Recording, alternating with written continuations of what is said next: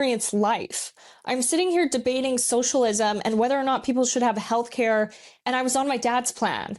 So it was also just like, I'm sitting here telling people like, oh, don't get handouts and work for your own, and I'm on my dad's healthcare.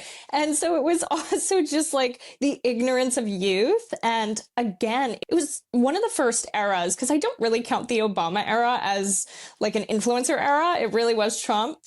And that's the first time ever that you were able to get this validation and feel like you were right, even if you were wrong, because it was blowing up online. I mean, I do think it's important that she's openly saying the ridiculous, how absurd it was for her to be spewing this shit when and tell, just repeating what she had heard, or that, oh, I'm supposed to say this kind of stuff because this is the side that I'm on.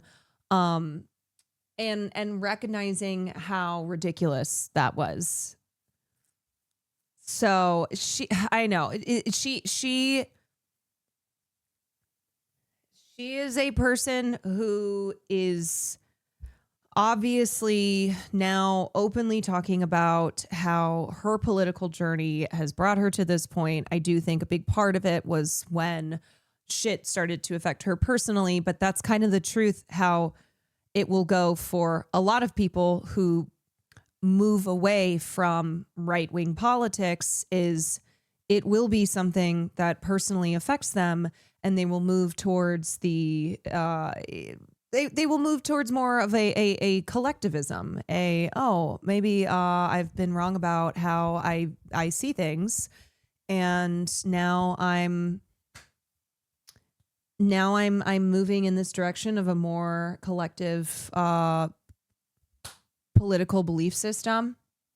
So that's how it goes for a lot of people. It really is, when something, and that's okay. That's okay. Like, that's not something that we're gonna stand here and expect every person to just go, oh, I arrived at my radical socialist leftist politics because I just woke up one day and that's what I was all about.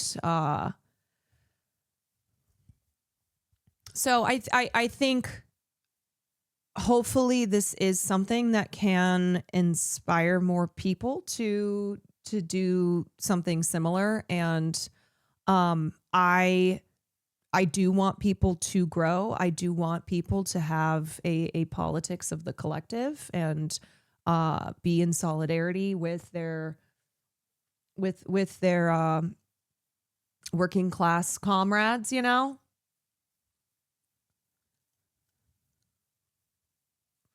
Here's her apologizing for anti-trans use. Yeah, I think she talks about it in this interview.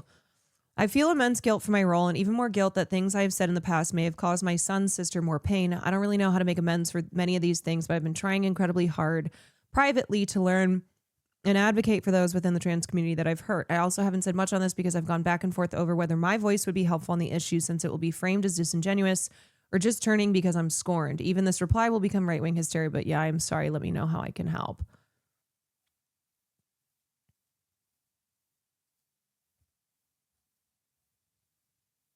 Or you got a lot of likes, and you don't know why people are liking things. You don't know if it's because it pushes their agenda or whatever. And so there were all these crazy factors that when you're a young... To your point, I used to be full on very conservative like 5 years ago. Yeah, I mean, I think there's a lot of people who have really changed their politics over the last couple years, 5 years, decade, especially when you're young, as a teenager. Maybe you're still very heavily influenced by your parents, by the culture that you're brought up in. And then as you grow up and things change, your beliefs change. And I don't think that's ever something that we should go, nope, that's not acceptable. Nope, sorry, if you didn't arrive at your current politics from the day you were born, then see ya. But I think I think people's frustration is just thinking, well, would you have even changed if all this shit with Elon Musk didn't go down? Because I remember how things were last year.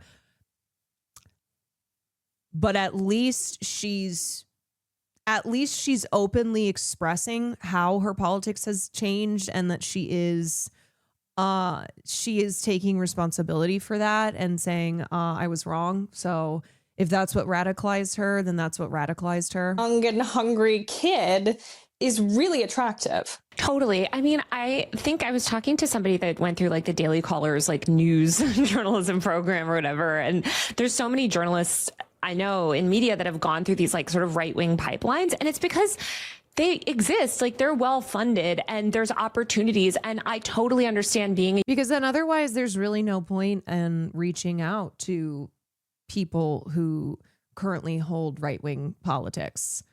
What's the point as like, what's the point to have more left-wing influencers who can bring those people over to the left side of things, or like, I don't know, people in your own life who through conversations with them, you're trying to get them to move away from MAGA, from the right.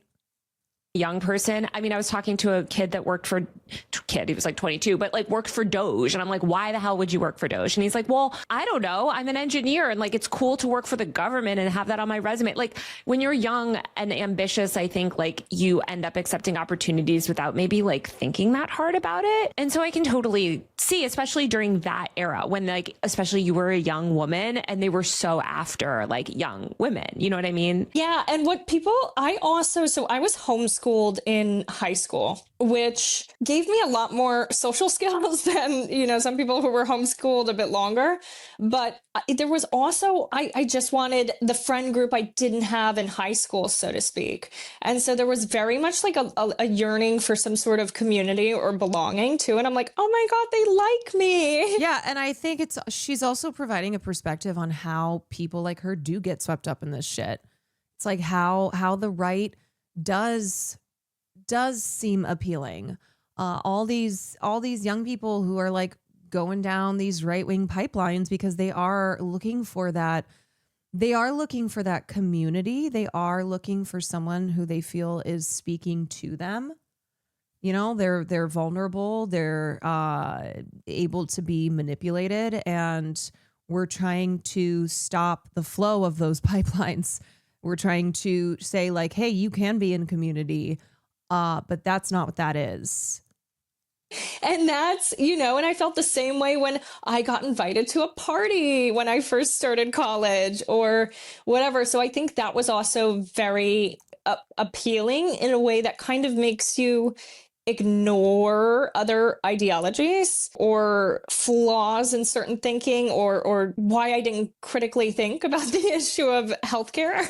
Yeah. Well, also it's like when you take a hard position, or especially during that era of MAGA before, like I know liberals would be like, Trump was always like this. Yes. But like it was different. Trump 1.0 was radically different than sort of Trump 2.0. But that is very important, though, because it was not what it is now. And maybe they were more suppressed, but it was a lot easier to a lot of the isms were much better disguised in 2016. I would argue that as somebody that covered Trump, that was also, we currently live in an environment where nobody wants to admit that they were wrong. Nobody wants to say that they fell for something, whether it's AI or not. This attitude of, ooh, if you're changing to try and improve yourself to be better, then people will shame you for it. I responded to this on Twitter today, but look, I'm not the number one Kai Cenat defender out here, but I saw these tweets from these shitfuck drama Twitter accounts that are trying to, it seems, mock Kai Cenat who is talking about how he's trying to be a better reader and a better speaker, and he has himself on video showing that journey about how he looks up words that he doesn't know, that he's trying to develop his skills. And it's like, this is good. This is something that, man, I feel we really aren't seeing a lot of. And for somebody who has such a massive audience of young people like Kai Cenat has, I think this is something that's good for those young viewers to see. It's great to be working on your reading skills, especially at a time where AI is just proliferating more and more. And there are genuine fears around the younger generations not growing up with the ability to read and to write and to form critical thinking skills. So here he is, like, looking up a word when he's reading so that he actually understands. Spawn.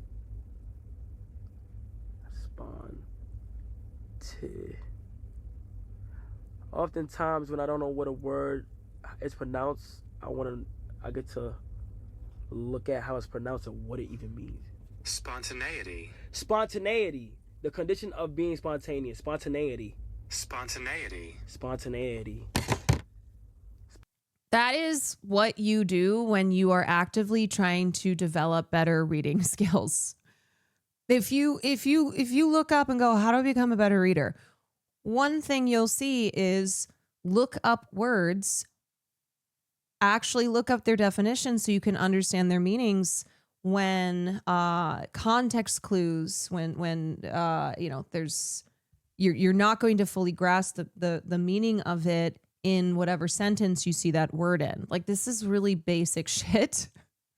It's actually a really depressing sign of how things are that you have people trying to rag on this, being like, oh, you're looking up words. It's like, what are you doing? Posting shit on Twitter to try and just constantly dunk on people? Yeah, I tweeted and said, people can't even wipe their asses without consulting ChatGPT or Grok. So I think someone actively working on becoming a better reader is a good thing. And not just someone, but Kai, who has, as I said, a massive, massive audience of a lot of young people. So this is how influence works. If Kai is showing himself trying to become a better reader, looking up words, trying to understand it, then that's going to influence a lot of people who watch him. Like, that's great. That's really good to say, hey, reading is good. Reading is good. Becoming a better reader, these are important skills. Admitting publicly that you don't know something, that's great. That's great. We don't want everybody walking around acting as if they know every damn thing. Not wanting to admit when they don't know something, trying to learn because they don't know something.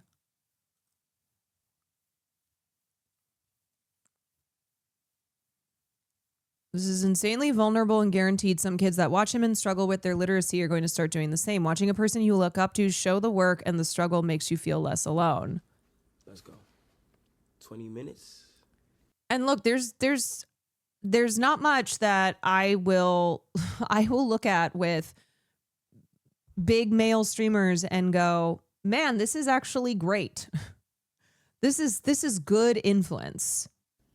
But this is something that I do feel is good. Yeah, he's reading for 20 minutes at a time. Tracking is satisfying. This is the most crucial benefit of them all. Tracking can become its own form of reward. It is satisfying to cross an item off your Did you see Merriam-Webster retweeted him?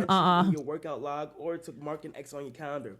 It feels good to watch your results grow. The size of your investment portfolio, the length of your book manuscript, and if it feels good, then you're more likely to endure. Habit tracking also helps keep your eye on the ball. You're focused on the process rather than the result. You're not fixated on getting six-pack abs. You're just trying to keep the streak alive and become the type of person who doesn't miss workouts. In summary, habit tracking creates a visual cue that can remind you to act. It is inherently motivating because you see the progress you are making and don't want to lose it. And 3, feel satisfied. And the other thing too is sometimes you will see a word, but if you don't hear it spoken, if you don't actually hear it ever pronounced, then you may not know how to pronounce that word. You may not actually know what that word is. I mean, I have this happen sometimes. I'll see a word and I'll go to speak it out loud. I'm like, is that right? And it's a word that I think I know and that I've seen a million times, but then speaking the word out loud, I go, I don't know if I've actually ever heard, if I can remember the pronunciation of this word. So this is, look, I don't think that this is any hot take whatsoever. This should not be controversial. This was one thing I tweeted out and I was like, I'm sure there will still be some dumbasses in my comments, but surely this must be something that everyone can go, yeah, that is good. This is a good thing.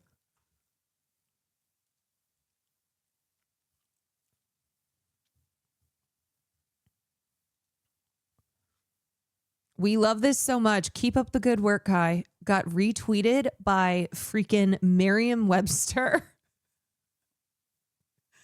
Oh my God. That's amazing.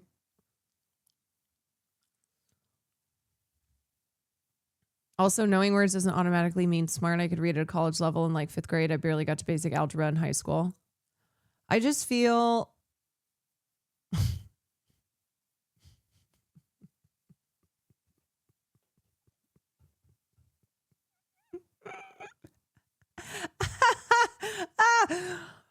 the power of Christ compels you. The power of Christ compels you.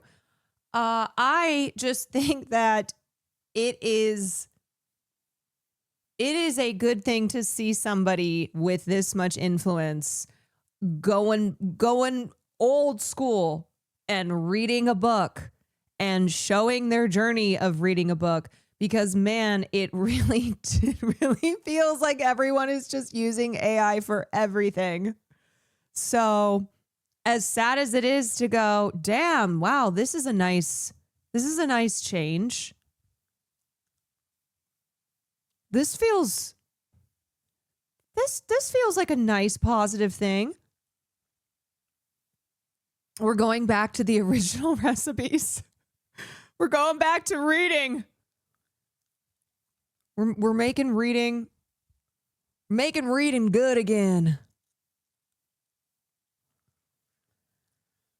Yeah, so you will not catch me out here making fun of somebody who is sharing their reading journey, especially when they have a very large, young, vulnerable audience who are being influenced. And all you can hope is that influence is positive. As a fascist, in my opinion, and by the way, I consider the Democrats fascist too, just to be clear. I hate so much about our political system generally. I think the tendencies were there. I think their goals were there. But I do think that there was this at least plausible deniability, or not plausible, but there was this thing that I would speak to so many Trump voters back then that were like, no, you're wrong. You're wrong. I don't believe that he would do this. I don't believe that this would happen. Even now, today, a lot of them are like, no.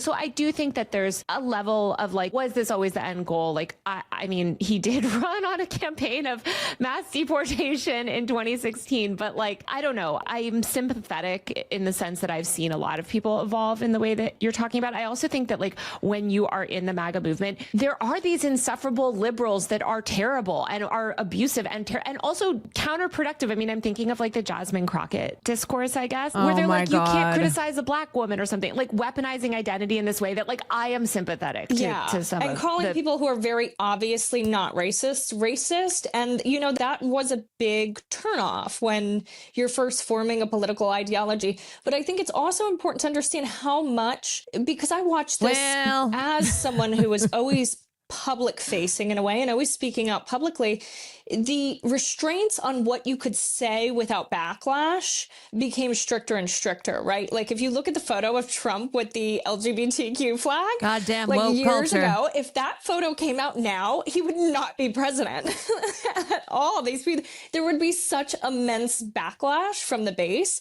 And so the Overton window has certainly shifted for the Republicans. Bloop, thank you for the prime. I mean, I do think that like people would say like maybe you as in like the MAGA supporters were part of shifting that Overton window though. Like, and I'm curious your thoughts. Like, I know you spoke out on Twitter recently about LGBTQ issues and, you know, you're known for writing this like anti-trans children's book. And so I'm curious like how your thoughts on LGBTQ rights and gender identity and stuff has evolved as well, because it seems like that's something that you've changed your mind on too. Yeah, because it's also My nephew's 18. He struggles to read and write. I had to explain to him how to sound out words in small multiple parts. He's a senior in high school. He told me he uses talk to text and ChatGPT for all his essays. It's scary. I hope Kai inspires kids like him to learn and hone these skills. One can only hope.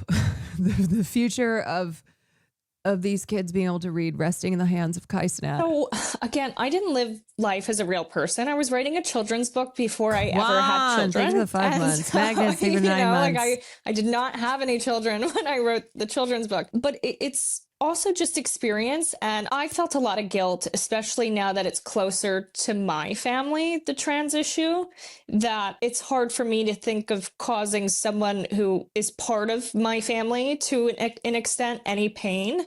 And sometimes you do have to have those personal experiences to really wake up and say, what are we doing? Is this issue really important? Are they just demonizing a group of people to obfuscate from real issues? And the more I would hear about this, and if you look at my page, even though I did the anti-trans book back in whenever that was, 2021, I think, after that. But unfortunately, there are a lot of conservatives who, if they do have a trans member of the family, a gay member of the family, their empathy, their support will only extend, if that, to their family member, where it's an I love you because you're a member of my family, but I do not hold this empathy and this support for. I know. And that was when people like Tommy Loren were popping off.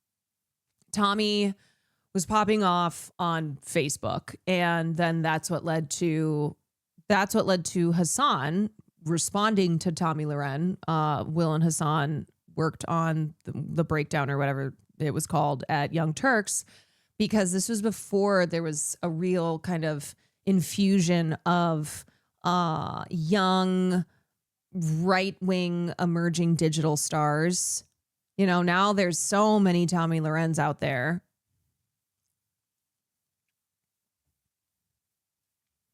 But yeah, 2016 was a decade ago. A lot has happened in 10 years. Opportunities for influencers were not what they are now. Like there weren't all these trips, like there wasn't all this stuff. Like it was such a different world. And the access was much different too. It was like within a couple tweets, it's, you know, Don Jr.'s talking to you and saying, great job, or he's at the event you're at, because it was truly more grassroots. It was like, oh, I'm here with Don Jr. and Charlie Kirk, and here's my friend Jack Posobiec, and we all have these Twitter followers. And it was just so different. People forget, but like the MAGA movement was. You know, people like to rip on me for my old Resistance Lib tweets. I don't think Hasan and that fuck ass hat get enough shit. Is all I'm saying. Anti-establishment, it was grassroots. Like they really did effectively kind of like upend that old school like Republican RNC, like Mitt Romney, I guess, like style of republicanism. It was kind of punk. There was something like sort of they punk and counterculture about it in a way that you're like, oh, we're going against the mainstream that was, I guess, very enticing to a teenager. No, I know. I think it's hard for people to understand. And this is something I heard actually a lot on the 2016 campaign trail. And then at CPAC too, like even CPAC back in 2017, 2018, when I would talk to some of these young people, this is when Turning Point, probably when you were like, Turning Point was just getting started. This was so early. Like they were just. The fact that we're yearning for the woke bay era of politics. We're like, please bring that back. Because we are no, actually never bring woke baby sort of getting rolling. But like a lot of the MAGA sort of youth back then, it was like they just wanted to kind of go against the system. And there was this idea of like draining the swamp. Now, of course, haha, none of that's happened. They're protecting Jeffrey Epstein. But like, I don't know, like, were you always a believer in like conservative politics? Or was it more just like, oh, I'm like getting all these access and opportunities and suddenly you're like finding yourself in it? I think there were parts of it that were appealing because when I first went to college, I went for philosophy. And to me, philosophy, you're supposed to be open-minded and consider both sides of the argument. And right as I'm starting as a freshman in college, Donald Trump was going to visit the school, and every head of the philosophy department signed a petition to stop him from speaking there. And I was like, whoa, hang on. You know, I disagree with some of the things this guy says, but isn't that really like antithetical to what we're supposed to be doing there? And so I think some of that really vitriolic backlash, which now there's a point to be said, like maybe they saw things we didn't see before, but in that moment, it's like... Okay, as someone who also studied philosophy, I don't really remember the emphasis on the study of philosophy being like both sides. The understanding both sides of an argument. It was so intense that it almost causes the inverse reaction. And I didn't experience...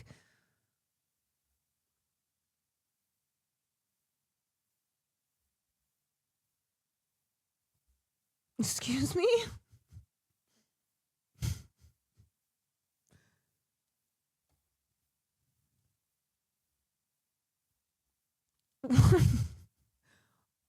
I don't. Sometimes someone says something so out of pocket, so whack, I don't even know what to say. Oh, you fucking freak.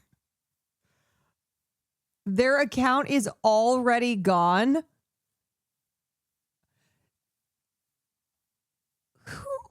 Who are these people? Seriously.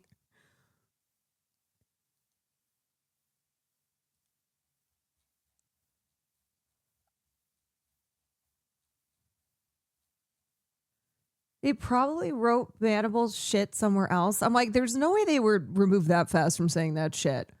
That was not a chatter. That was an evil spirit. So sometimes it's really hard for me to believe that it's a human being on the other side of that. Like, it's really hard to reckon with. It's just an evil spirit. Oh, I need to get the I need to get the sage out. It's just an evil apparition. I got to sage. Gotta sage this place. The concept of you making more money while covering really depressing topics where I'm pretty sure people feel awkward about distracting with alerts.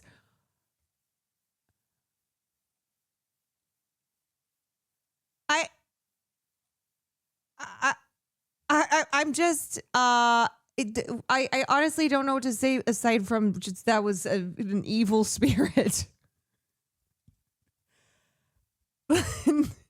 Just shows how chill this chat is normally, that a chatter like that is so shocking. Yeah, because, okay, sometimes people will say things, will be like, you're being annoying. All right, just stop, chill. And then sometimes you have an evil spirit come in, you're like, what? Be gone! The power of Christ compels you! The power of Christ compels you, not today, Satan!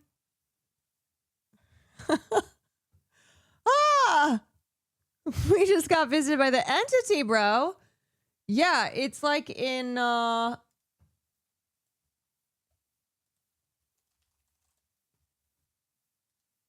it's like this.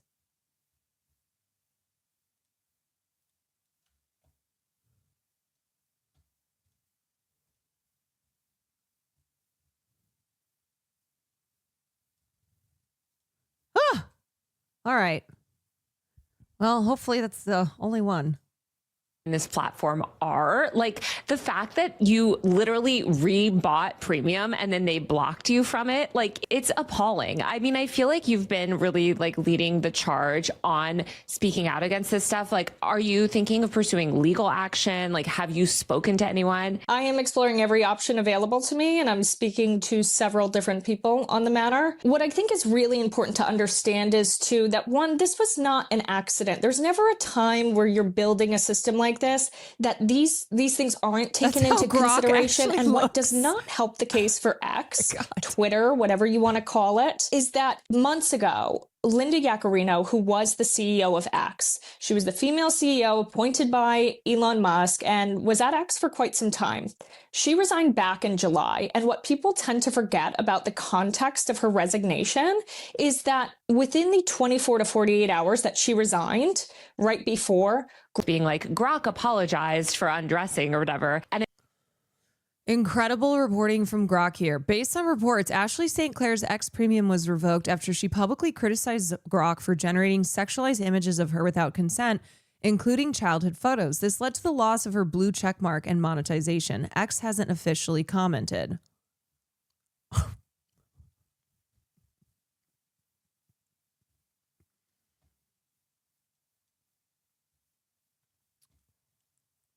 Well,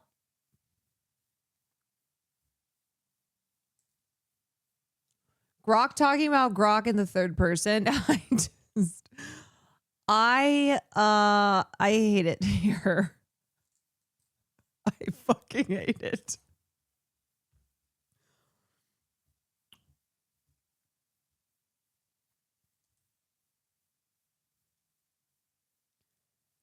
Do you remember Mega Hitler? Grok? Yeah, I love all the different eras of Grok now. it's like they just had tagged Grok's Grok Eras and been like, tour. "Are you sorry?" And Grok would be like, "Oh yeah, sorry." But then in the other in the other replies, it's like still undressing people. And also, this is just a chat bot that's like replying to anything that you like feed into it. Yes, this was not a statement by the Odd platform. The AZ actual things statement gifted. by the platform was, hey, Dilemma we're things actually going to prime. make victims do all of the work here, and it's on the user. So if you have a problem, you need to go take resources from your local law enforcement and have them track down this random Anon account that's telling Grok to produce these images. It's an undue burden on the victims, and it's appalling. At the same time, I feel like it's, you know, it's so frustrating because like child's online safety has been so like discussed by members of Congress. And I talk about it all the time on my podcast and channel, but like, you know, the UK passed their like Online Safety Act and all this stuff. And they're enacting all these mass censorship laws in the name of like protecting children. And then here you have like one of the biggest social platforms ever allowing random people to essentially generate CSAM. And seems to be just no accountability. It is definitely CSAM, like without a doubt. And many of these things are a violation of the recently passed Take It Down Act, beyond a shadow of a doubt. So there's no question that that material is. That's because half the members of Congress probably think Grok is the sound that their fellow Congress people make when they're literally dying in office.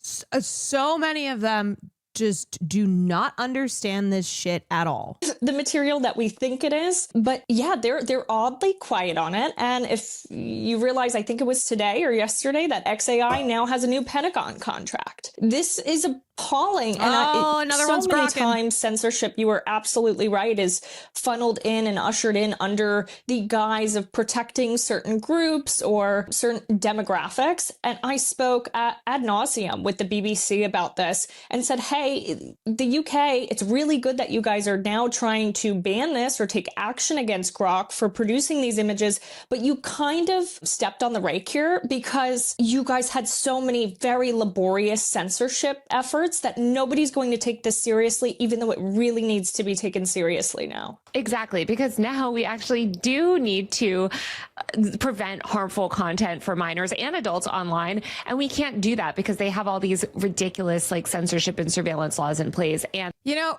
just listening to this interview so far, you're like, man, wouldn't it be so awesome if people like Ashley St. Clair never saw opportunity to grift to the right. You listen to her, you're like, wow, you are a person of sound mind. You make sense. You know how to communicate. You seem pretty smart. And just knowing that, knowing that they just look at they look at the culture and go, oh, I should go in this direction, even if it's not shit I actually believe in, because that is going to be most beneficial. I don't know. There's something kind of depressing about it. As much as it's very rare. It's very rare to get the why I left the right these days. You know? You said poison the well with all of it. Tell me a little bit about like your history on Twitter, because I feel like you've been Till they on themselves it are for affected. a long time. Yeah. Can you talk about kind of like how you got on and started building a platform and how your experience of the platform has evolved? So I am very much a product of the internet. I was kind of that first generation that just grew up on the internet all the time. You know, Yeah, it is like, obviously I want people to change. I really do believe a lot of these right-wing influencers are grifters, that their beliefs are hollow and they're just driven by profit and what they think will be of the greatest benefit to them. But it does kind of suck that it is you don't have people, and it's still pretty rare that this will happen too, but that they don't change their tune until it is something that personally is affecting them. Facebook account at 11 or 12. And then I got on Twitter relatively young as a teenager and just kind of joked around and said provocative things. And it was just the place to kind of get everything off your chest. And that obviously evolved once I was also on Twitter as a teenager, and I just don't understand this. Never was I like, you know what? I need to say some real fucked up shit because I just need to get it off my chest. Mine was, I've told the story a million times, but like Twitter is a place where you could pretend that Julia Stiles was coming to your school. You could start a hashtag and like try to make it a thing. Was around 18 and went to college. I cannot relate. I cannot relate to this. Well, you know, I was a teenager and Twitter was a place where you would just say slurs and get stuff off your chest. And I started dipping my toes into politics. And the moment I started doing that, I very quickly, as soon as I was saying anything that was like slightly right of center, it would be picked up and shared by others within the right-wing community. And at that time on Twitter, it was network like the 2016 era. They really wanted more, especially young women, to be a part of this and usher in some of this messaging. So I grew very quickly on the platform, and that is so depressing to hear it just like this, where she goes, you know, anytime I would say anything right of center, that shit would just pop. There was an entire built-in network for it, and I was rewarded instantly. Twitter. I really did. It used to be fun. It was more fun even when people were fighting with each other. I just felt like there was a different air about it. I don't know if you feel the same way, but it was not the nasty hellscape it is now. It was so fun. It was like, I mean, it was like toxic in a different way, maybe. And like journalists were always like way too online on Twitter. Like I think to the detriment of like their ability to understand other platforms. But as you said, it's, you know, I feel like when you really started to like gain an audience. No, I mean, Twitter is definitely worse today in 2026 than it was 10 years ago. It was in that era that was, honestly, it was also like resistance lib era of like 2016, like where it was like these like super like resistance accounts were getting a lot of attention, and then you had like conservative accounts growing, and like there was just a lot of like back and forth, but it didn't feel as like vicious, I think, back then. No, it was more trolly. It was the meme era. Memes are winning the election, you know, someone's going to jail for Hillary Clinton memes. It was so different. Talk a little bit more about your You were a resistance lib back then, right? Yes, but the way that just that question, Caroline, you were a resistance lib back in 2016, correct? Yes, that is correct. career, because I feel like you kind of parlayed a lot of that attention and like kind of like the platform that you built into a career as an influencer and kind of like how you grew that. Because I know you worked with Turning Point was at not one popping point, off as a and it seems resistance like you lib, really though. were in sort of like the belly of the I like had, like, conservative 100 influencer followers. ecosystem online. So there's also a misconception that like my main source of income was being an influencer. And I did make some income being an influencer, but most of the things I did were behind the scenes. So at 18 or 19, I was working on campaigns in Denver and working at fundraising groups and lobbying groups. And then I got involved with different conservative companies behind the scenes as opposed to public facing. And I did a lot of the influencery stuff, but most of my work was primarily operations of different conservative organizations, different production companies, different campaign companies until can you feel the regret where you think back? I feel like I get like trauma flashbacks sometimes. First of all, like I get trauma flashbacks and I was, like when you're in college and you're I wasn't even a right-wing influencer. young and you're starting out. Like one thing I'm so glad about being like a millennial, so old, but like at least we only had like Facebook, and a little bit of Instagram, but it wasn't really like public in that way, And I think like you came up truly in like the beginnings of that world. Like obviously conservative influencers like existed before, but like that was like MAGA 1.0. We've been through this song and dance where he will go, they're sending in rapists and drug dealers and I'm going to get them all out.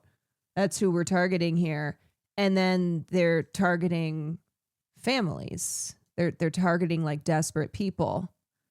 What do you think? Yeah, it's like when you say, what do you think mass deportations meant? They're like, well, I thought those mass deportations were going to be all that there's all these criminals. Well, there's all these criminals still running around.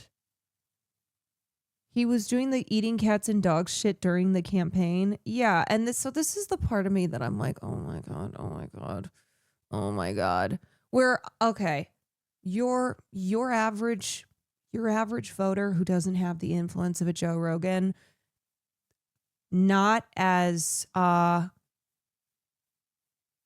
it's worse having a Joe Rogan because of how far Joe Rogan's reach is and that he was a part of Trump's reelection campaign. And yet you're like, no, Joe Rogan is just he's a fucking idiot. He is so stupid and also wants to make it seem like he was bamboozled, that he has plausible deniability because this isn't what he supported in supporting Trump.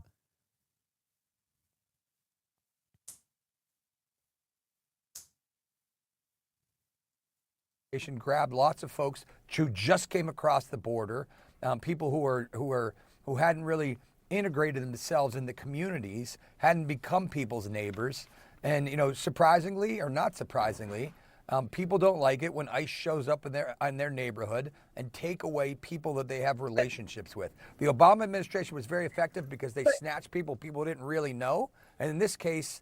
Trump was just out here making up numbers, being like, "Oh yeah, he would just say stuff like, yeah, there's a million rapists." Neighborhoods see this happening and they don't like it, so I think the tactics need to be addressed. It's just factually true, Karen. The tact, yeah. Well, you don't even know what I'm about to say, David. So why don't you let me talk?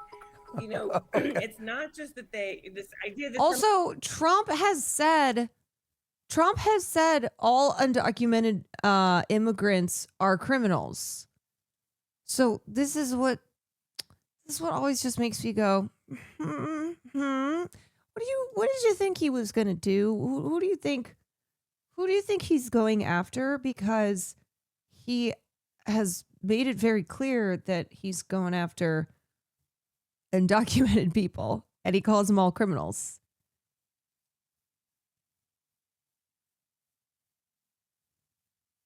how there's a difference between, it's not just taking people that people know. It is the violence. It is the terrorizing of communities. There's a story in USA Today. A couple was getting back from a cruise. They're in Miami. The ICE or border protection comes Deanie, thank you for into the their bits. cabin, hauls them out. The gentleman of the couple, they're both American citizens. He's a Coast Guard veteran. I mean, it's the violence that people are really reacting to. And David is right. I mean, this is really, people are very aware of this story, and they're very aware of other stories where they're seeing this armed militia essentially acting as though Americans have no Yeah, right. also fuck Obama. Yeah, obviously. Fuck that We reporter-in-chief. have the right to ask someone to see their badge, who they are. But these ICE officials are acting as though you don't have that right. And they're smashing car doors, ripping people out of their cars, even when individuals are saying, wait, I'm an American citizen. Let me get my ID. That is part of it. It's about the way they are conducting this, far beyond, it's not.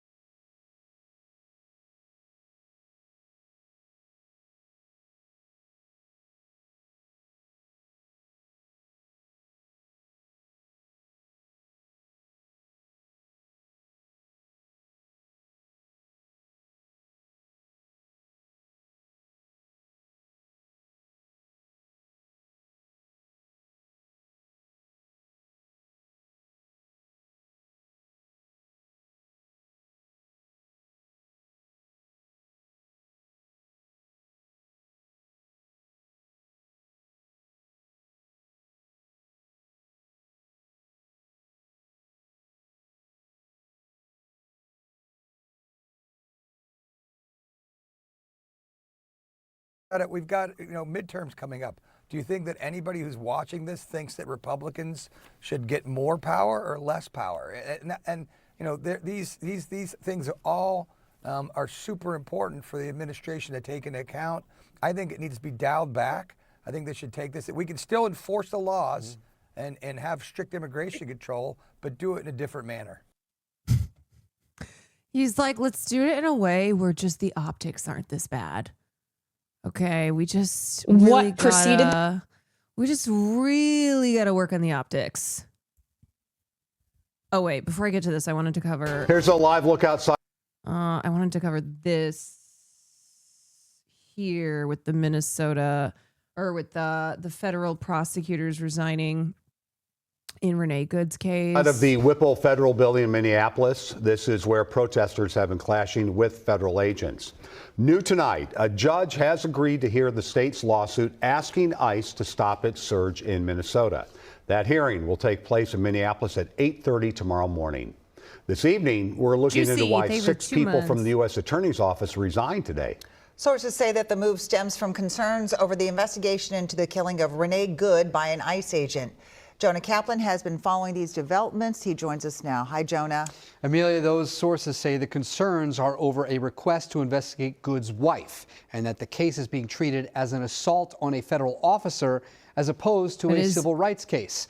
In just the last hour as well, a top official said there was no basis for a criminal civil rights investigation at this point. Even if you don't know his name, you've seen him at this podium before. The fraud is not small. It isn't isolated. The magnitude cannot be overstated. The impact of Joe Thompson, the now former first assistant U.S. attorney for Minnesota, can also not be overstated. And the same goes for his 5 colleagues who also resigned, including... They're trying to go at... The Justice Department is trying to go after Renee's wife, Becca. They're trying to tie in... They're trying to tie Renee, Becca, and other... groups who have been protesting, who have been protesting ICE's actions in Minnesota and trying to essentially go after them for what Kristi Noem keeps calling domestic terrorism. That's why they keep calling Renee Good a domestic terrorist. And now it looks like they're trying to take this angle of like, oh, these were dangerous domestic terrorists, and we got one of them.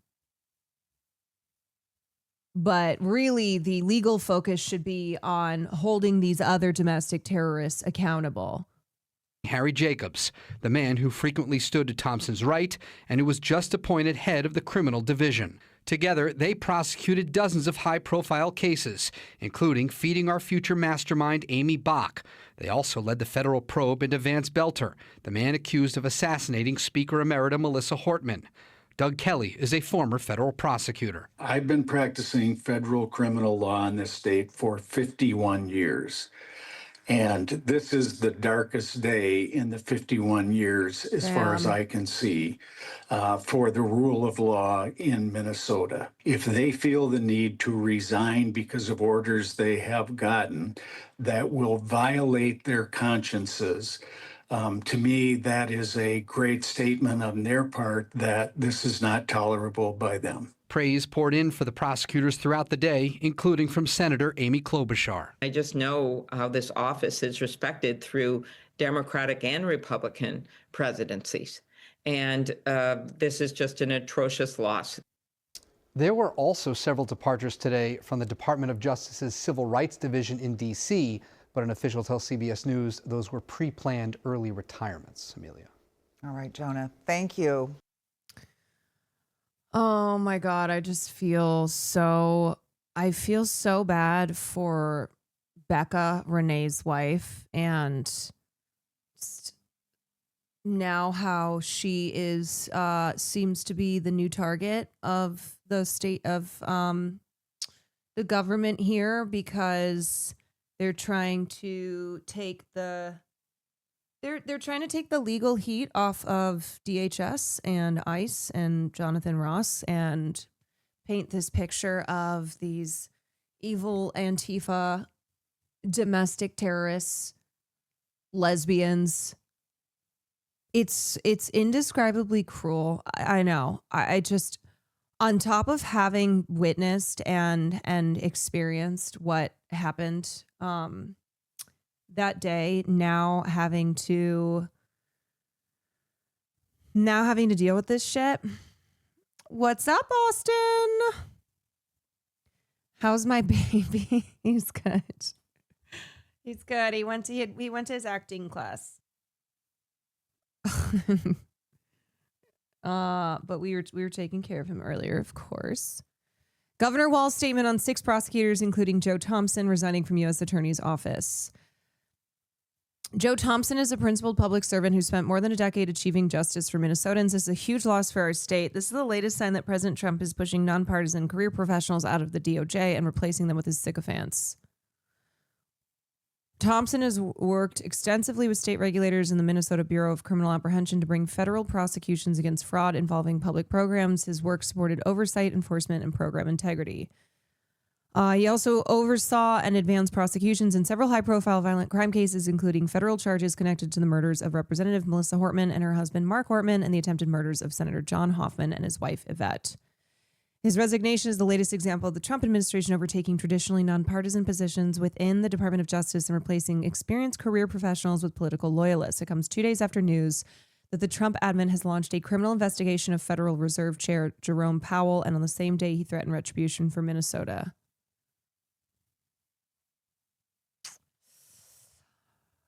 I just am.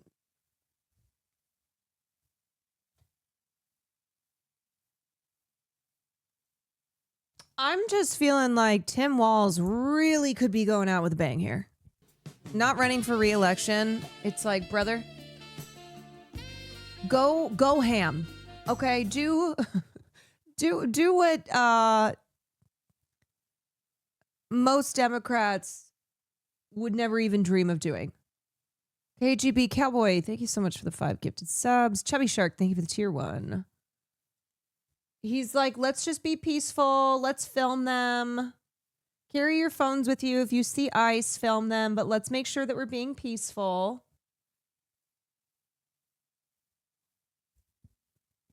Come on, Walz.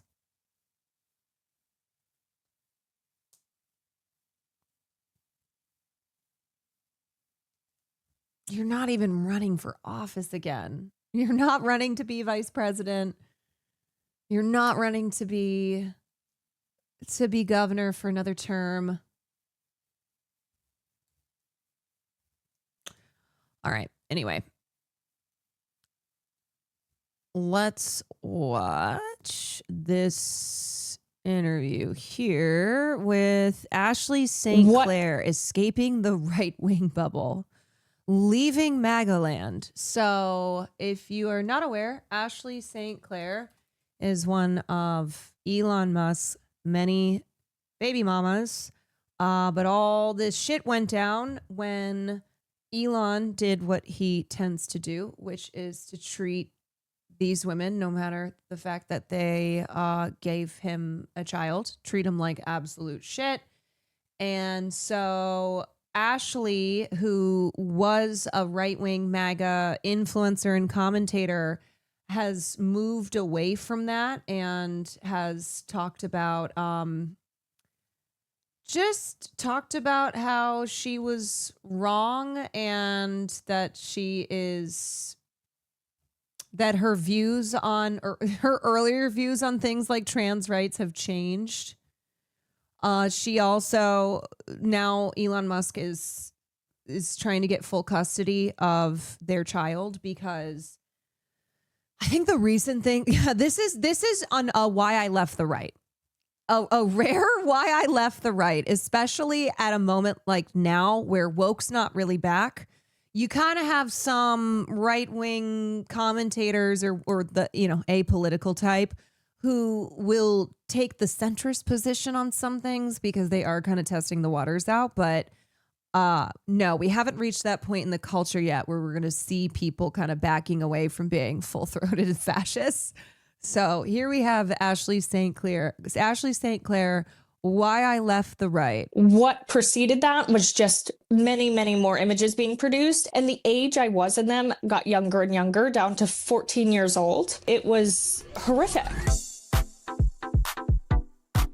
Until recently, Ashley St. Clair was a star in the MAGA conservative influencer world. She built a large and powerful following by leaning into culture war rhetoric and boosting MAGA policies. She worked for Charlie Kirk's Turning Point USA and like, I know he always looked bad, but sometimes you see a picture of him and you're like, damn, he really looked bad. Gained national attention several years ago after publishing an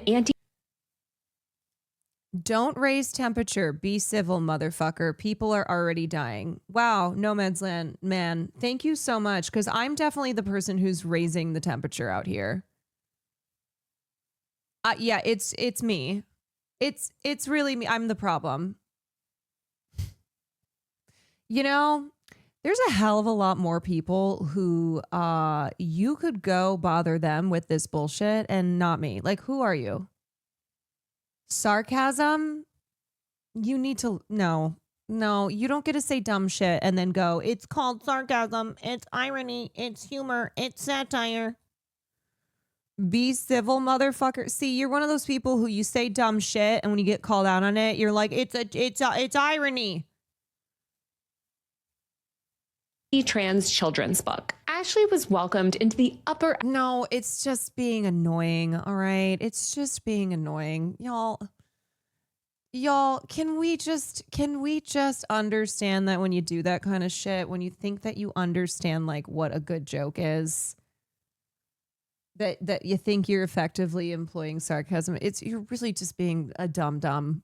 You're just being annoying. Echelons of the Trump world. And her proximity to power on the right only deepened when she began a relationship with Elon Musk, who she later had a child with. But lately, Ashley's public posture has begun to shift. After Grok, Elon Musk's AI chatbot began to flood the internet with non-consensual deepfake content depicting Ashley and countless other women, along with even children, Ashley became increasingly outspoken of her criticisms of Musk and unchecked AI development. And just earlier this week, Ashley posted something that suggested that some of her other earlier views on things like there is comma before motherfucker.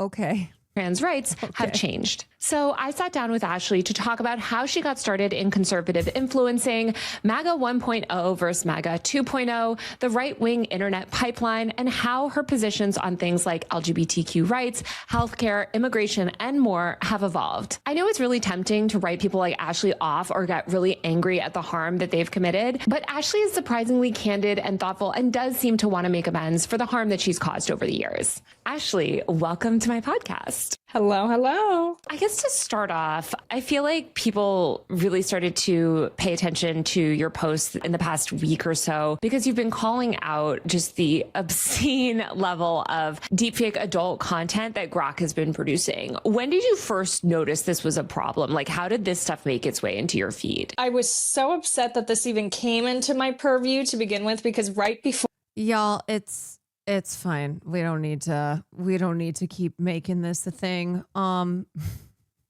Just let's whatever. I don't care. Before I found out about it, I had made a statement saying that Twitter is a demonic place that makes me spiritually regress and I would like to stay off of it. And then I got a text from a friend with a Twitter link, which is usually like what hit the timeline now. And so I go and I click it and Grok was undressing me. It had taken a fully clothed photo and put me in a bikini. And I, of course, immediately asked Grok to stop. Yeah, tell me about that interaction. And when you saw that's that what Grok's content doing about these days. yourself, it's so disturbing. I remember the first time I saw the first deepfake I saw of myself was like so disorienting. Like, what did you do in that instance? So I immediately started, as I said, I replied to Grok very publicly and said, I do not consent to this being posted. I do not want you producing any more of these. And Grok at first responded and said, sorry, it's just a humorous post. I again responded and said, no, it's not. Confirm that I don't consent and confirm that you're not going to produce these images anymore. Grok said that they would no longer be produced and that it confirmed my non-consent to these images. What preceded that was just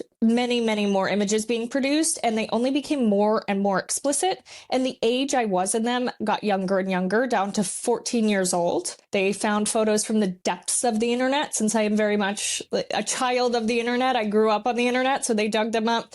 And then they were undressing 14-year-old me, 15-year-old me, up to, they took a photo of me with Grace Belden, in which I was fully clothed, and my toddler's backpack was in the background. They put me in a floss bikini, bent me over where it's basically nude, and made videos where I'm, touching myself, and it was horrific to see. I feel like the children's backpack gets me so much. It's so disturbing. I mean, obviously you have multiple children, including one with Elon Musk. Like, you would think Born in that you would be able to kind of 1999. get some sort of accountability from this company. What was X's reaction to your posts? It was very difficult. So I went through the same avenues that everyone else has to go through, which is just 3 little dots on this publicly distributed post from Grok, 3 little dots that you click and you report post and you hope and you wait. Some of these were removed after I made a big obnoxious stink about it. Others were, I was told they weren't a violation, including ones of me covered in white sticky donut glaze, which I'm sure you can imagine what that was. And others, I just got no response and they remained up. Yeah, I saw so many images of children covered in the white sticky donut glaze or Elmer's glue or like other things. And I saw you were highlighting as well, like some other instances you've seen. It's not like you were alone in being targeted in this, situation. It seems like this is such a widespread problem all over X. That was the most disturbing part, was when I publicly spoke out about this. I have messages from I don't even know how many women and parents who said it's happening to me. I'm in distress. I'm depressed about this. I'm concerned. I can't get these images down. And even my mom, I called her when this happened and she was, in tears. She's like, Yeah, I mean, since this really started ratcheting up, I have not wanted to post a single photo on Twitter. Not that there aren't pictures of me out there already that people can do this to, but just knowing you post a photo and the comments are going to just be at Grok, take her clothes off, at Grok, make her a child. So scared this was going to happen to you. It's been happening for about a week and I've been documenting so much of it. So my mom had troves of this stuff that she's like, I don't even know who to report this to, the authorities or X, or what do you even do? And it's children real children that were then taken by Grok and put in bondage, covered in fluids, undressed, put into not only bikinis, these users were asking them to undress them and then put them in intimate wear that were children's themed. So like a bluey bikini, I saw a girl who looked about 4 years old put on, and it was horrific. Yeah, it just seems like it's so widespread and so shocking because the company seems to have only doubled down and actually is punishing you for speaking out. I mean, I saw that basically you had like your Twitter premium removed. Can you talk a little bit about kind of like the backlash you've received from X? Because it seems like they've punished you for speaking out. Right away, once I started. And just remember, the whole point of this is the fact that it's not consensual. It's about getting off on that power and that element of consent being removed. Sharing these things, they were, and then also all these goddamn pedophiles running all over the place. putting labels and warnings on my responses to Grok saying, hey, can you please remove this child CSAM of me? Hey, can you please remove these, basically nude photographs of me? And they were putting warnings on my tweets saying that these were explicit while not taking down the actual explicit content and the non-consensual content. And then sure enough, I lost my blue check mark, which I had before Elon Musk ever took over Twitter. I lost the blue check mark. I lost my premium. And so then I rebought it. I gave this man another $11. Then they banned me from premium entirely. And this was all because I spoke out about this robot undressing me. It's actually insane. And I think it also just shows how petty the people behind. Huh? Caroline just milks off scandals, like specifically sexual scandals, and makes thousands every week.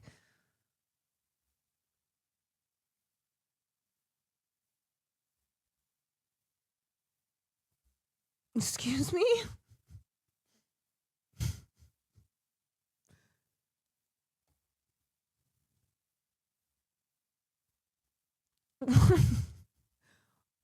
I don't. Sometimes someone says something so out of pocket, so whack, I don't even know what to say. Oh, you fucking freak. Their account is already gone. Who are these people? Seriously.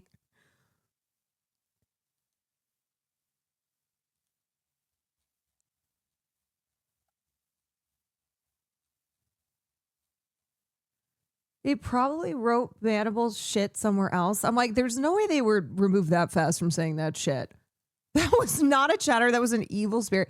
So sometimes it's really hard for me to believe that it's a human being on the other side of that. Like, it's really hard to reckon with. It's just an evil spirit. Oh, I need to get the I need to get the sage out. It's just an evil apparition. I gotta sage. Gotta sage this place.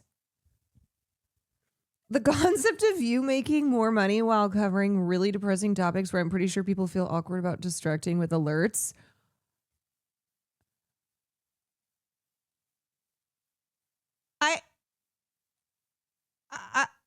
I'm just I honestly don't know what to say aside from just that was an evil spirit. Just shows how chill this chat is normally, that a chatter like that is so shocking. Yeah, because, okay, sometimes people will say things, will be like, you're being annoying. All right, just stop, chill. And then sometimes you have an evil spirit come in, you're like, what? Be gone! The power of Christ compels you! The power of Christ compels you, not today, Satan.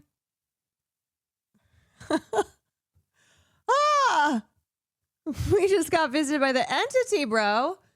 Yeah, it's like in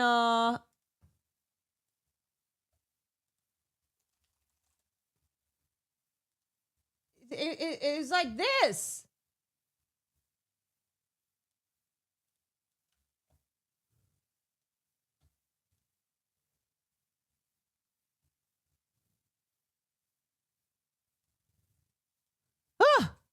All right. Well, hopefully that's the only one.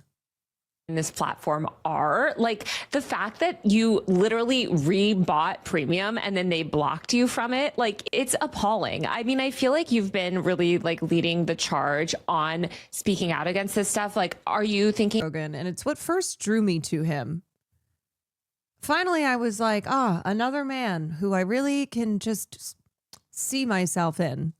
So when I hear him challenging something that I believe, or my gut reaction to something, I actually listen to him. So I do think this is a problem for Trump because I think he is a very good barometer of where people stand. Again, this instant, he might be factually wrong on. I think he is. But he is a good barometer of where a lot of Trump supporters are. And I would. Wait, he's saying he's factual. Hold on a sec. This guy who's a Rogan fan, and yet he's like, but I disagree with him on this one thing he's saying about ICE. Somehow he keeps getting worse. Would have, you know how they have the Waffle House indicator for a hurricane? Like if the Waffle House is closed, there should be a Joe Rogan indicator.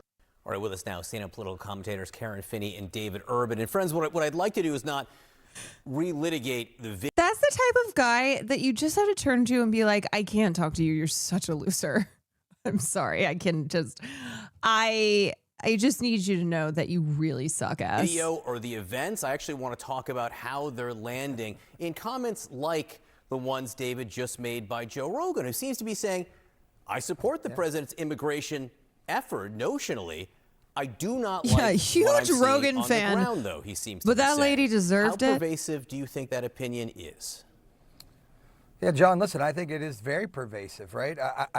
Americans overwhelmingly voted, one of the president's strongest suits, Americans overwhelmingly voted for this president, if you look at the numbers and reasons given, to secure the border and crack down on kind of the sieve that was the border under the Biden administration. And this administration effectively sealed that border up and did that. And then the president promised to go after the bad hombres and the drug dealers and get those people out of America. And there's a lot of support for that in America. What there isn't support for, and the polling bears this out, this isn't David Urban's opinion, this is the polling, it bears out that people do not want to see what you're seeing on your screen right now. They do not want to hear what Joe Rogan is saying. They don't want to see masked men geared up like Delta Force walking down the streets of America, asking people for their papers, throwing them on the ground, zip tying people who are doing sheetrock, gardeners, nannies. They don't want to see that, right? That's not what they voted for. And so it is really hurting this president in the numbers on an area where he was strongest, on immigration, strongest. Now it's becoming a weaker point. Karen knows this. President Obama deported lots of folks, but he did it in a completely different way. The Obama administration.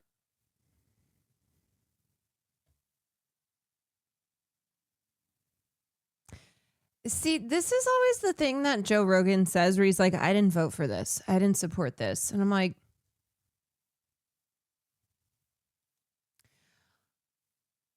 okay, Trump did tell you exactly what he was going to do. And you know the types of people that he targets and that he targeted in his first administration. But yeah, it's like wanting to have plausible deniability to be like, no, but he said he was going after criminals. And clearly these people aren't criminals. It's like, okay, Trump was already president once. We've